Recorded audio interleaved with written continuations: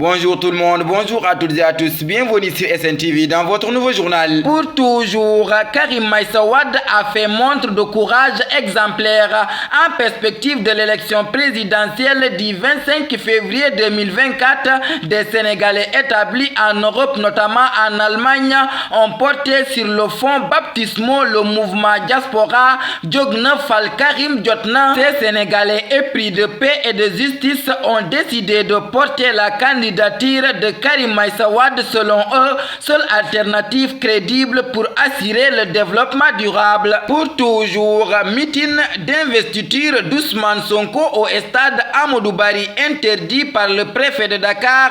Les autorités sénégalaises ont interdit des rassemblements du parti de l'opposant Ousmane Sonko prévus samedi et dimanche, selon un communiqué officiel publié jeudi. Le rassemblement du 15 juillet était organisé en particulier pour désigner officiellement Monsieur Ousmane Sonko, candidat de son parti le PASTEF à l'élection présidentielle de 2024, bien que l'opposant soit inéligible depuis une récente condamnation. Pour toujours, avenue Macky Sall, Alioune Tine, ce n'est ni le moment suite à la délibération du conseil municipal de la mairie de Dakar Plateau en date du 10 juillet 2023. L'avenue Louis Faidherbe a été rebaptisée au nom de avenue président Macky Sall. Alioune Ndoye, maire de cette commune, qualifie Macky Sall de leader et bâtisseur hors pair pour justifier ce soir. Cette décision ne fait pas l'unanimité.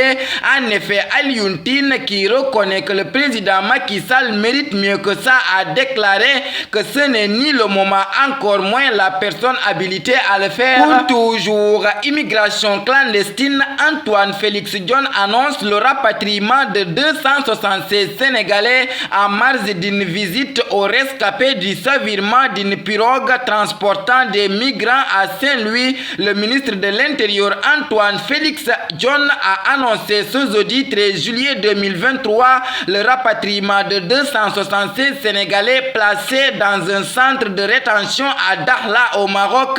Cette embarcation qui transportait une soixantaine de migrants a sombré dans la nuit du mercredi, causant la mort de 8 personnes.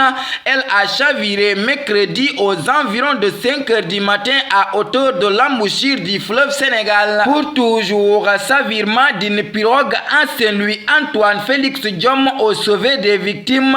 Ce jeudi 13 juillet 2023, le ministre de l'Intérieur Antoine Félix Abdoulaye Diome s'est rendu à Saint-Louis suite au tragique chavirement d'une pirogue qui a eu lieu tôt dans la matinée du mercredi 12 juillet, causant ainsi 8 décès et des blessés. Les condoléances, le ministre de l'Intérieur a rendu visite à ces derniers pour leur souhaiter un prompt rétablissement et leur témoigner tout son soutien et sa solidarité.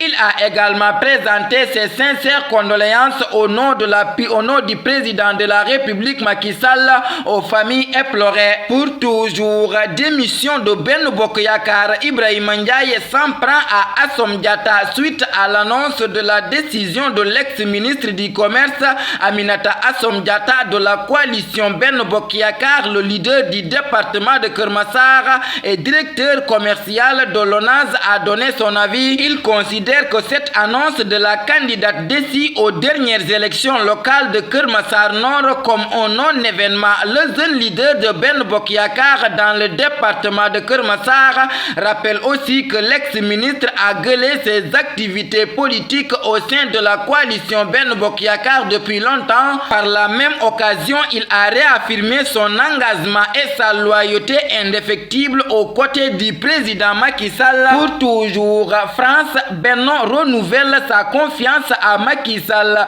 La coalition Ben Bokk Yakaar s'est réunie le mercredi 12 juillet à Paris sous la présidence de son coordonnateur Moussé Badou Sow.